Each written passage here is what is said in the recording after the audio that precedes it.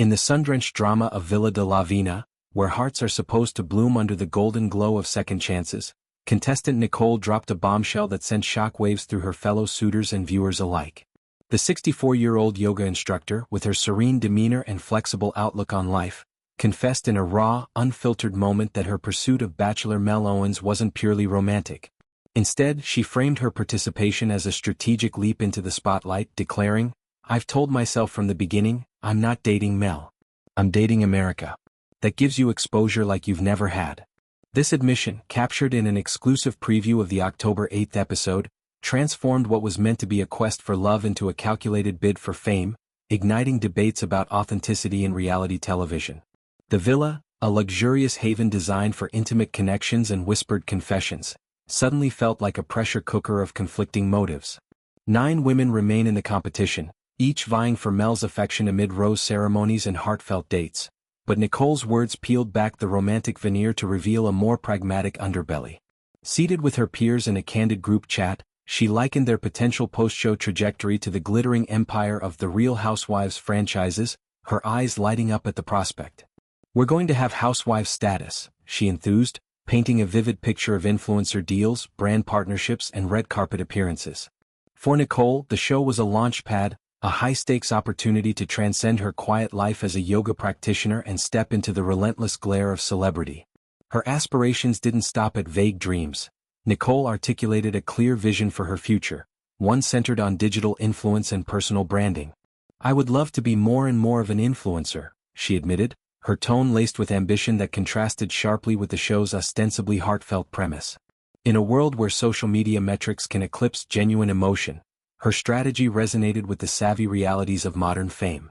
Yet, within the villa's close quarters, this transparency bred unease. Contestants like Cindy, a 60-year-old with a no-nonsense vibe, viewed it as a betrayal of the collective sisterhood. "Nicolle, she has ulterior motives," Cindy vented in a confessional, her frustration palpable. "That's what most of us are talking about in front of and behind Nicolle." The accusation hung heavy, turning casual conversations into whispered alliances and sidelong glances. Carol, another suitor whose grounded perspective often anchors the group's dynamics, echoed the sentiment but with a tinge of bewilderment. "I don't even know what to think," she reflected, her words capturing the disorientation of having the show's fairy tale facade cracked open. "It just rubbed me the wrong way." For these women, many of whom entered the competition nursing genuine hopes of companionship after years of widowhood or divorce, Nicolle's candor felt like an intrusion, a reminder that not everyone shares the same vulnerability. The villa, with its infinity pools and sunset toasts, became a microcosm of trust issues, where every shared laugh now carried an undercurrent of suspicion. Would Mel sense this fracture? Or would the drama propel the season into uncharted, must-watch territory? At the heart of it all is Mel Owens, the 66-year-old former NFL star whose easy charisma and athletic legacy drew these women to him in the first place. A retired defensive lineman who played for the Chicago Bears and Detroit Lions, Mel entered the show seeking a partner who matches his zest for life, someone energetic, adventurous, and ever-curious. Someone who has energy, great personality, active, adventurous, lifetime learner, he detailed on a recent podcast, emphasizing vitality as his non-negotiable. But energy is a big deal. His background, marked by Super Bowl triumphs and post-career ventures in broadcasting and philanthropy, positions him as the ultimate catch, a man who's conquered fields both literal and figurative, now ready to tackle the subtler game of romance. Yet, Mel's journey promises more than just roses and revelations. He's teased a season brimming with incredible twists and turns. "It's going to be incredible," he shared, his enthusiasm infectious. "There's a lot of twists and turns and the women are great. So you gotta watch it for the women. They're fantastic." This foreshadowing suggests that Nicolle's confession is merely the opening act in a symphony of interpersonal intrigue.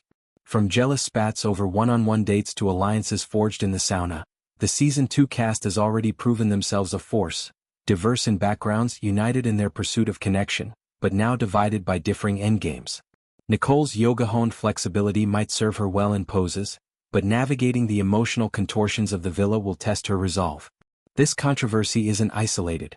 It taps into perennial questions about reality TV's dual nature as both escapism and exploitation. Shows like The Golden Bachelor thrive on the tension between scripted drama and spontaneous truth, where participants trade privacy for possibility. For Nicolle, the gamble pays dividends in visibility. A yoga instructor from a modest corner of America suddenly thrust into national conversations about aging, desire, and reinvention. Her peers' backlash, while understandable, overlooks how such platforms democratize fame, allowing everyday women to rewrite their narratives. Cindy's assertion that the group collectively wants what's best for Mel speaks to a purist ideal, but in the cutthroat arena of dating shows, survival often demands a blend of heart and hustle. As the episode unfolds, viewers will witness the fallout, tense confrontations by the fire pit, tearful heart-to-hearts under the stars, and perhaps even Mel pulling Nicolle aside for a clarifying chat.